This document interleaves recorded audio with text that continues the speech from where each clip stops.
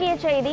சென்னை அண்ணா அறிவாலயத்தில் நாளை காலை 10:30 மணிக்கு திமுக எம்பிக்கள் கூட்டம் நடைபெறவிருப்பதாக தகவல் வெளியாகியிருக்கிறது. இதுகுறித்த விவரங்களோடு இணைகிறார் நமது செய்தியாளர் சாமுவேல் எபினேசர்.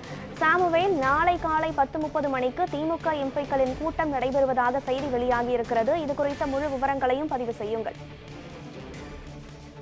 கனகதாரா, திமுக தரப்பில் தற்போது வெளியாகக்கூடிய அறிக்கையில் வரும் மார்ச் 10ஆம் தேதி நாடாளுமன்ற கூட்டம் உள்ள நிலையில் தற்போது கழக உறுப்பினர்கள் நாடாளுமன்ற செயல்பாடுகள் குறித்து ஆலோசனை கூட்டம் நாளைய தினம் நடைபெற இருக்கிறது.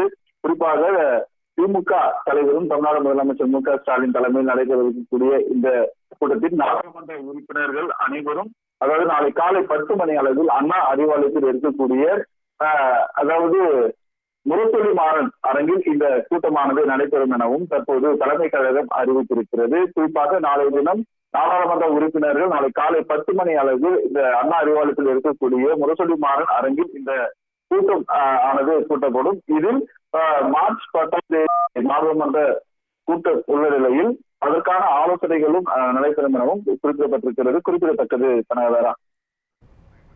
விவரங்களை வழங்கியமைக்கு நன்றி சாமுவேல்.